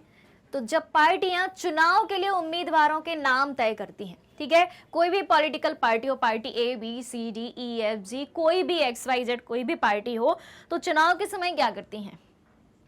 अपने अपने उम्मीदवारों के नाम सामने निकालती कि भाई हमारी पार्टी से फलाना आदमी उम्मीदवार होगा, ये चुनाव क्षेत्र में लड़ने के लिए खड़ा होगा, चुनावी मैदान में ये खड़ा होगा। ठीक है, तो चुनाव क्षेत्र के मतदाताओं की जातियों का हिसाब ध्यान में रखती है कि उस चुनाव क्षेत्र में कितने वोटर्स, कितनी कौन सी कास्ट के हैं, किस जाति के हैं, ताकि उन्हें चुनाव जीतने के लिए जरूरी वोट मिल जाए। तो क्या करेगी कोई भी पॉलिटिकल पार्टी? क्या करेगी, जैसे कि किसी क्षेत्र में ए कास्ट के लोगों की जनसंख्या ज्यादा है तो ए कास्ट के व्यक्ति को ही प्रत्याशी घोषित करेगी। ठीक है, डब्ल्यू नाम है मान लो उस प्रत्याशी का और वो ए कास्ट से रिलेटेड है, ए कास्ट के लोगों की जनसंख्या उस क्षेत्र में ज्यादा है, तो भाई उस पॉलिटिकल पार्टी को ये लगेगा कि अब जो वोट हैं सारे लोग इसको ही देंगे, ए कास्ट के लोग, क्योंकि इनकी पॉपुलेशन ज्यादा है और हम जीत जाएंगे। ठीक है, तो जब सरकार का गठन किया जाता है तो राजनीतिक दल इस बात का ध्यान रखते हैं कि उसमें विभिन्न जातियों और कबीलों के लोगों को उचित जगह दी जाए। फिर राजनीतिक पार्टियां और उम्मीदवार समर्थन हासिल करने के लिए जातिगत भावनाओं को उकसाते हैं और कुछ दलों को जातियों के मददगार और प्रतिनिधि के रूप में भी देखा जाता है। अब लोगों को क्या लगता है, हमारी मदद कर रहे हैं, हमारे लिए काम कर रहे हैं, चलो हम इनको ही वोट देंगे। समझ में आ रही बात? लेकिन वो ये नहीं देखते कि इनकी जातिगत भावना क्या है, कि ये सिर्फ जाति के आधार पर ही ध्यान दे रहे हैं। हमारी पॉपुलेशन ज्यादा है तो हमारा वोट बैंक ये हासिल करना चाहते हैं, इसलिए हमें ज्यादा से ज्यादा ये सपोर्ट कर रहे हैं। बाद में जब ये चुनाव जीत जाएंगे तो आप कौन और हम कौन। ठीक है, इसलिए इसके लिए क्या जरूरी है, हर एक वोटर्स को अवेयर रहना बहुत ज्यादा जरूरी है। चलिए अब हम बात करते हैं किसकी, सार्वभौम वयस्क मताधिकार की। ये क्या होता है भाई सार्वभौम वयस्क मताधिकार? तो 18 वर्ष या उससे अधिक आयु का व्यक्ति जिसे वोट देने का अधिकार है, चाहे वो किसी भी भाषा को बोलता हो, किसी भी धर्म का हो, किसी भी जेंडर का हो, किसी भी क्षेत्र में रहता हो, किसी भी जाति का हो, सभी को इक्वल वोटिंग राइट है। बस कंडीशन एक है कि आप 18 साल या उससे अधिक के होने चाहिए। ये कहलाता है सार्वभौमिक वयस्क मताधिकार।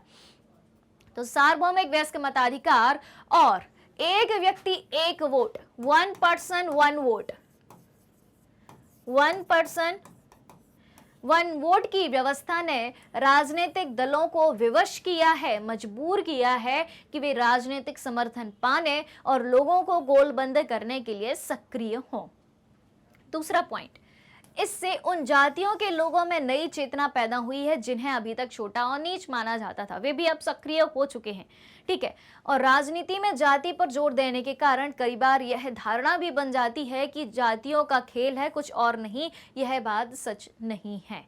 ठीक है, राजनीति के बारे में जब जातिगत राजनीति चलने लगी तो लोगों की आम धारणा बनने लगी कि राजनीति क्या है, ये तो जातियों का खेल है, उसी को इंपॉर्टेंस दी जाती है वोट बैंक हासिल करने के लिए। पर वास्तव में अब ये चीज सच नहीं है।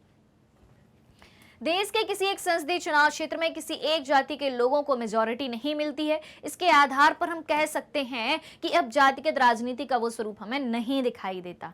इसलिए हर पार्टी और उम्मीदवार को चुनाव जीतने के लिए एक जाति और एक समुदाय से ज्यादा लोगों का भरोसा हासिल करना पड़ता है। अब अगर आपको चुनाव जीतना है तो आपको सिर्फ ये नहीं कि अपनी कास्ट के लोगों का समर्थन हासिल कर लो, आपको जो है अब हर कास्ट के लोग, हर एक समुदाय के लोगों का समर्थन हासिल करना होगा। लोगों में विश्वास खुद के प्रति जगाना होगा, तब लोग आपको वोट देंगे। अब ऐसा नहीं होगा कि भाई फलाना आदमी हमारा है, यानी हमारी कास्ट का है, तो हम उसको ही वोट दें। ठीक है, अब देखें, कोई भी पार्टी किसी एक जाति या समुदाय के सभी लोगों का वोट हासिल नहीं कर सकती है। और जब लोग किसी जाति विशेष को किसी एक पार्टी का वोट बैंक कहते हैं कि ये जाति जो है, एक कास्ट जो है या ए जाति जो है, इसकी पॉपुलेशन ज़्यादा है, इसकी जनसंख्या ज़्यादा है, तो डब्ल्यू उम्मीदवार जो ए कास्ट का ही है, इसके पास तो बड़ी संख्या में वोट बैंक है। अब ऐसा नहीं होता है। तो जब लोग किसी एक विशेष पार्टी को एक पार्टी का वोट बैंक कहते हैं तो इसका मतलब क्या है कि उस जाति के ज़्यादातर लोग किसको वोट देंगे? इस जाति के सभी लोग किसको वोट देंगे? डब्ल्यू को ही वोट देंगे। अगर हम वोट बैंक की राजनीति की बात करें तो फिर क्या है कि अगर चुनाव क्षेत्र में, किसी चुनाव क्षेत्र में एक जाति के लोगों का प्रभुत्व माना जाता रहा हो कि इस कास्ट के लोगों का ही ज्यादा वर्चस्व है, ज्यादा प्रभुत्व है, तो अनेक पार्टियों को उसी जाति का उम्मीदवार खड़ा करने से कोई नहीं रोक सकता। होता है, बिल्कुल होता है। अगर किसी चुनाव क्षेत्र में किसी एक जाति का प्रभुत्व हो तो ऐसा भी होता है कि उसी जाति का उम्मीदवार ही खड़ा होगा, फिर वो किसी भी पॉलिटिकल पार्टी से हो। ठीक है, आप सोचते हैं ना कि फलाना व्यक्ति, देखने में भी आता है कि फलाना उम्मीदवार पहले इस पार्टी में था, उसने फिर पार्टी बदल ली। क्यों बदल ली? क्योंकि उस पॉलिटिकल पार्टी ने उसको ये प्रलोभन दिया कि इस जाति के लोगों की जनसंख्या ज्यादा है, इसका वोट बैंक आपको मिलेगा। ठीक है तो ऐसे में कुछ मतदाताओं के सामने उनकी जाति के एक से ज्यादा उम्मीदवार होते हैं। अब क्या होगा? मान लो कि कास्ट एक ही है, जाति एक ही है और उम्मीदवार काफी सारे खड़े हैं। बी, सी, डी, ई, ये क्या है? ये उम्मीदवार हैं। तो अब जनता किसको वोट देगी? सभी उसी की कास्ट के हैं, जनता किसको वोट देगी? अब जनता ये देखेगी कि हमारे आर्थिक हित कहाँ है, हमें फायदा कहाँ से होगा, हमारा डेवलपमेंट कहाँ से होगा, हमें सार्वजनिक सुविधाएं जैसे कि सड़क, पानी, बिजली, ये सब चीजें हमें कौन देगा? तब जनता फिर ये देखती है। ठीक है, तो हमारे देश में सत्तारूढ़ दल जिसकी वर्तमान में सत्ता है, वर्तमान सांसदों और विधायकों को अक्सर हार का सामना भी करना पड़ता है।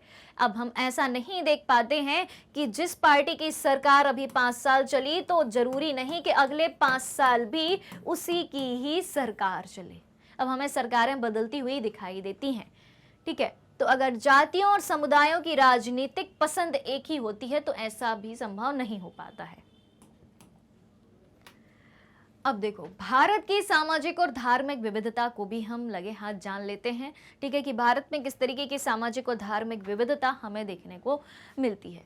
तो देखें, अगर हम जनगणना की बात करें तो जनगणना कितने साल में होती है? हर एक 10 साल में जनगणना होती है। तो जनगणना में प्रत्येक 10 साल बाद भी सभी नागरिकों के धर्म को भी दर्ज किया जाता है। जब जनगणना होती है तो जनगणना करने वाले लोग घर घर आते हैं, उनके पास एक रजिस्टर होता है, उसमें काफी सारे क्वेश्चन लिखे होते हैं। ठीक है, उन क्वेश्चन में एक क्वेश्चन ये भी होता है कि आप किस रिलीजन से बिलोंग करते हैं, आप किस धर्म को मानने वाले लोग होते हैं। ठीक है, तो हर 10 साल में धार्मिक आधार पर भी गणना होती है और जनगणना विभाग के आदमी घर घर जाकर लोगों से उनसे सूचनाएं जुटाते हैं और धर्म समेत सभी बातों के बारे में लोग जो कुछ बताते हैं वे वैसा ठीक नोट कर लेते हैं। ठीक है, जो आपने बताया कि मेरा नाम ये है, मेरी उम्र इतनी है, मेरे परिवार में इतने सदस्य हैं, मैं इस धर्म का हूँ, जो आप बोलोगे वो वैसा ही नोट कर लेंगे, कोई क्रॉस क्वेश्चन आपसे नहीं होगा।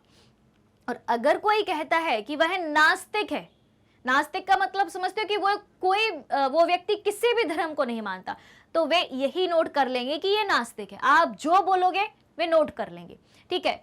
तो अगर कोई ये कहता है कि मैं नास्तिक हूं या किसी धर्म को नहीं मानता, तो वो अपने फॉर्म में इसे वैसे ही दर्ज कर लेते हैं।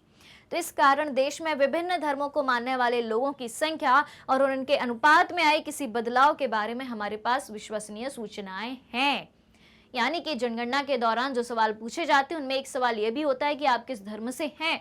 उसी के आधार पर जो है ये डेटा जारी किया जाता है कि किस धर्म को मानने वाले लोगों की जनसंख्या कितनी है।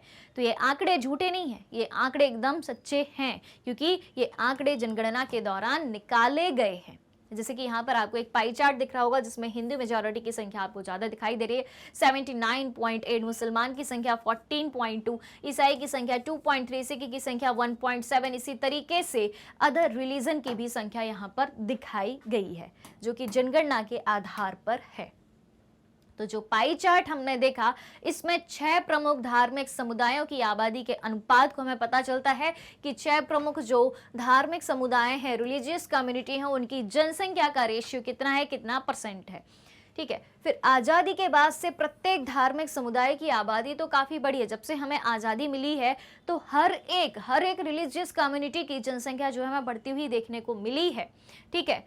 पर कुल आबादी में उनका अनुपात ज़्यादा नहीं बदला, क्योंकि सबसे बड़ी कम्युनिटी हमें कौन सी दिखाई देती है, हिंदू ही दिखाई देती है। आज़ादी के बाद के ही आंकड़े हैं ये।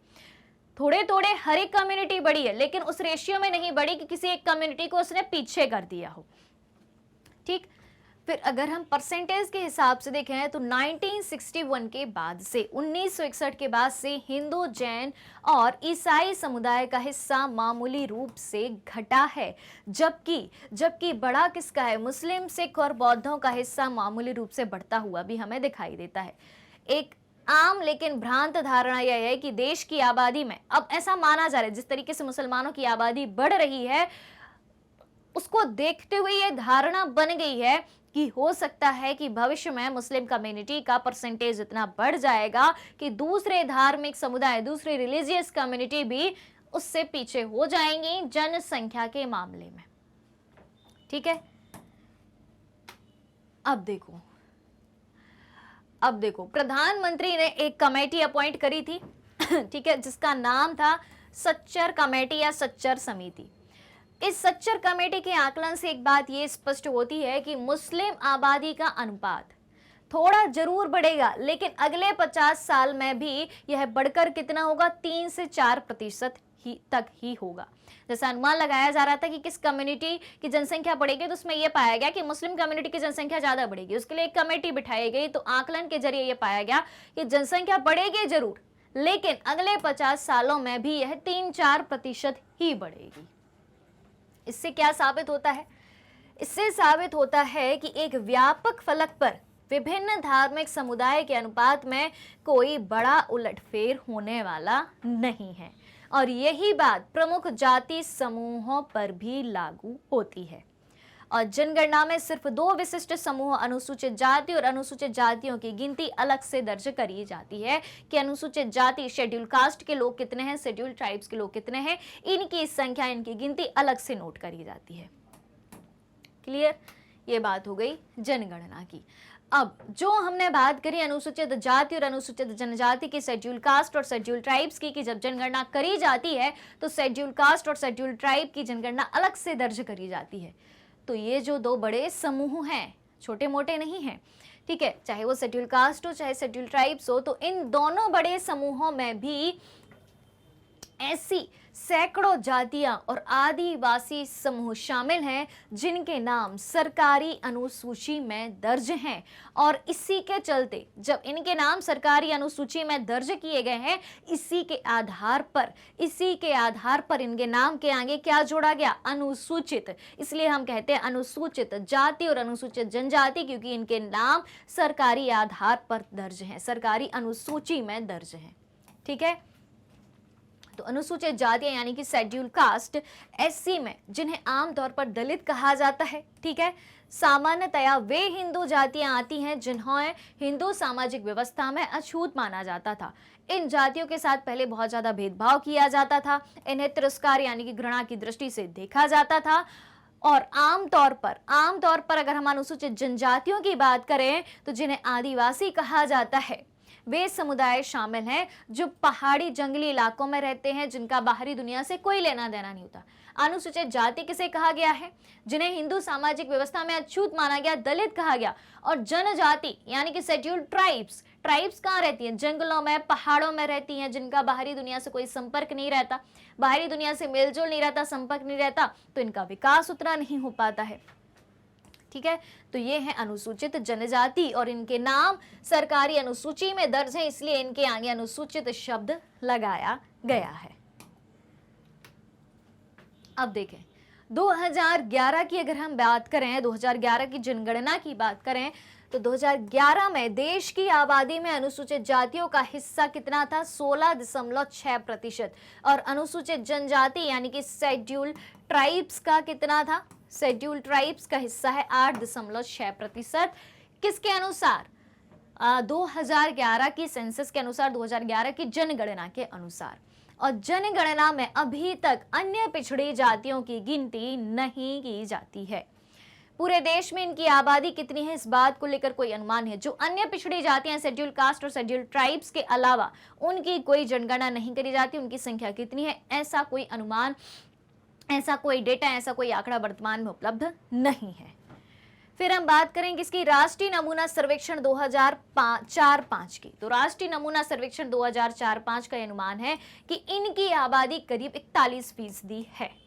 वैसे तो इनकी जनगणना के दौरान इनकी अलग से आबादी दर्ज नहीं करी जाती, फिर भी राष्ट्रीय नमूना सर्वेक्षण 2004-5 का अनुमान ऐसा है कि जो अन्य पिछड़ी जातियां हैं उनकी आबादी कितनी है?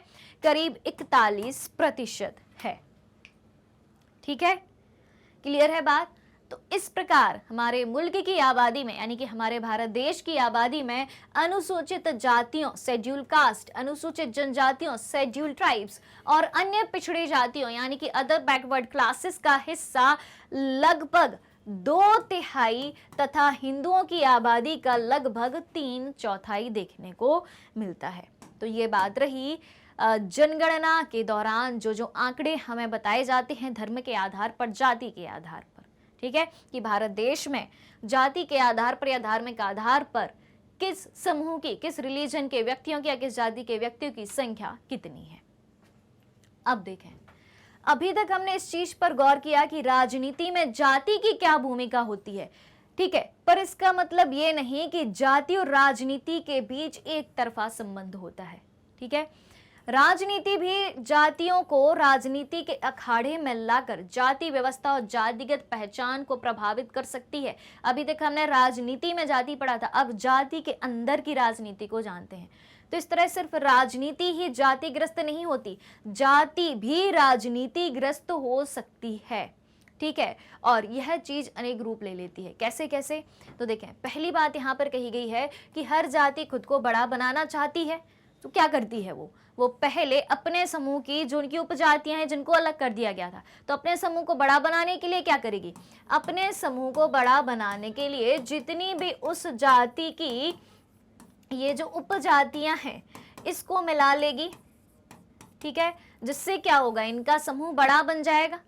तो वह पहले अपने समूह की जिन उपजातियों को छोटा या नीचा बताकर अपने से बाहर रखना चाहती थी, अब उन्हें साथ लाने की कोशिश करेगी, अपने साथ मिला लेगी, जिससे जाति के अंदर ही अब राजनीति पनप जाएगी।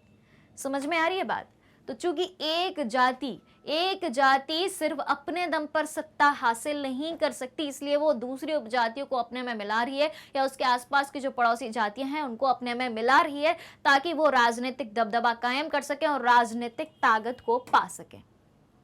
ठीक है, तो एक जाति अपने दम पर सत्ता पर कब्जा नहीं कर सकती, इसीलिए वह ज्यादा राजनीतिक ताकत पाने के लिए दूसरी जातियों को अपने में मिलाती है और राजनीतिक ताकत पाने के लिए दूसरी जातियों या समुदायों को अपने साथ लाने की कोशिश करती है, और इस तरह उनके बीच संवाद और मोल तोल होता है।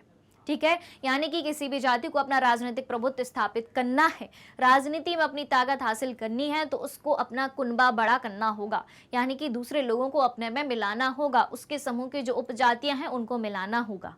ठीक है, तो राजनीति में नए किस्म की जातिगत गोलबंदी भी हुई है, जैसे कि अगड़ी जातियां और पिछड़ी जातियां, ये स्वरूप हमें देखने को मिलता है।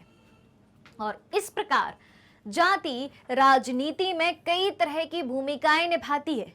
क्या हो रहा है, अब जाति राजनीति में कई तरीके की भूमिका निभाती है, और एक तरह से यही चीजें दुनिया भर की राजनीति में चलती हैं। तो दुनिया भर में राजनीतिक पार्टियां वोट पाने के लिए सामाजिक समूहों और समुदायों को गोलबंद करने का प्रयास करती है। गोलबंद यानी कि सभी को अपने में मिलाना, एक तरीके से कि सभी लोग जो हैं, सभी उपजातियां जो हैं, किस में आके मिल जाएं, इसमें आके मिल जाएं। समझ में आई बात? तो कुछ खास स्थितियों में राजनीति में जातिगत विभिन्नताएं और असमानताएं वंचित और कमजोर समुदायों के लिए अपनी बातों को आगे बढ़ाने और सत्ता में अपनी हिस्सेदारी मांगने की गुंजाइश भी पैदा करती हैं। अब जब ये उपजातियां किसी एक जाति में जाके मिल रही हैं राजनीतिक हित के लिए, तो ये अपना हिस्सा मांगे कि नहीं कि भाई साहब हमें भी कोई ना कोई पद दो, हमें भी अपना हिस्सा दो।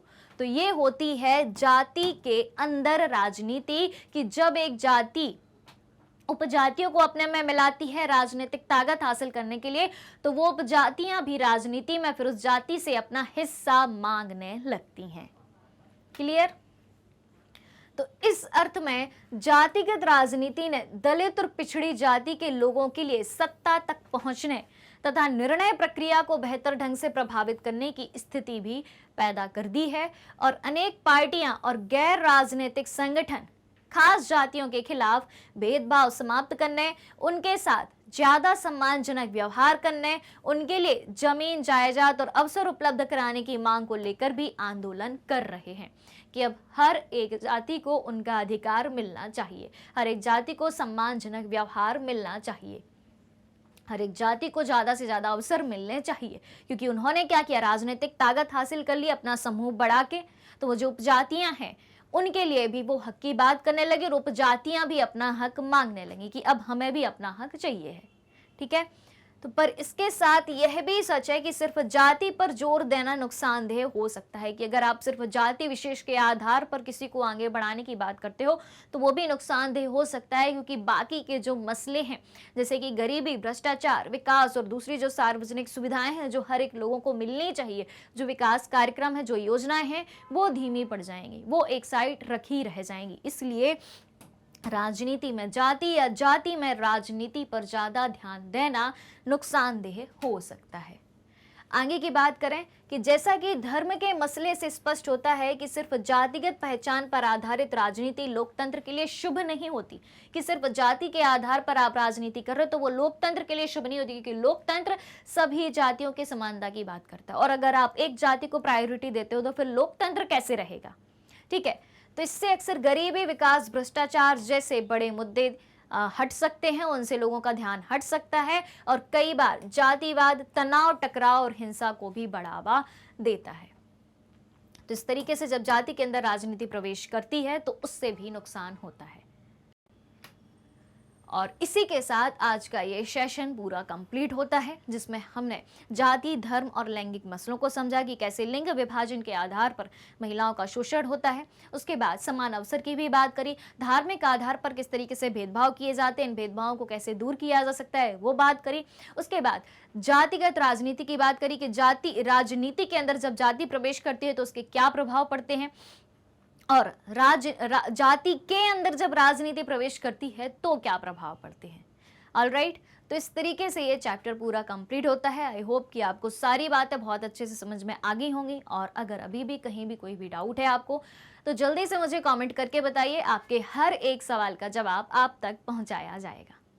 तो अगर आप हमारे डेली के लाइव सेशन और रिकॉर्डेड सेशन से जुड़ना चाहते हैं, सारी चीजें उपलब्ध है मैग्नेट ब्रेन्स के यूट्यूब चैनल, वेबसाइट और एप्लीकेशन पर। मैग्नेट ब्रेन्स इंडिया का number 1 100% free online education platform है। इसके अलावा अगर आप ई बुक्स और ई नोट्स भी चाहते हैं, उसकी लिंक भी वीडियो के डिस्क्रिप्शन बॉक्स में दी गई है, वहां से आप अवेल कर सकते हैं, सारी चीजें सारी जानकारी के साथ प्राप्त कर सकते हैं। हमारे पास आपके लिए कई सारे टॉप कोर्सेज हिंदी और इंग्लिश दोनों मीडियम में उपलब्ध हैं। सीबीएसई बोर्ड के साथ साथ Delhi, Bihar, UP, MP, Rajasthan board के सिलेबस को कवर कराया जाता है। काफ़ी सारे स्पेशल कोर्सेज भी हमारे पास, जैसे कि वैदिक मैथ्स, क्रैश कोर्स और स्पोकन इंग्लिश। और इतने सारे कोर्सेज आपको एक ही जगह, एक ही सिंगल प्लेटफॉर्म पर हाई क्वालिटी एजुकेशन के साथ, फुली ऑर्गेनाइज कंप्लीट कोर्स के साथ एकदम फ्री ऑफ कॉस्ट मिलने वाले हैं। मैग्नेट ब्रेन्स यूट्यूब के अलावा अदर सोशल मीडिया प्लेटफॉर्म जैसे कि Facebook, Instagram, Twitter, Telegram, WhatsApp पर भी उपलब्ध है। आप हमें यहाँ भी फॉलो कर सकते हैं, यहाँ से भी सारी जानकारी प्राप्त कर सकते हैं। तो आज के सेशन को ज़्यादा से ज़्यादा लाइक और शेयर करते हुए चैनल को सब्सक्राइब भी करना है। हमारे साथ बने रहिए, जुड़े रहिए, पढ़ते रहिए, खुश रहिए। Thank you so much.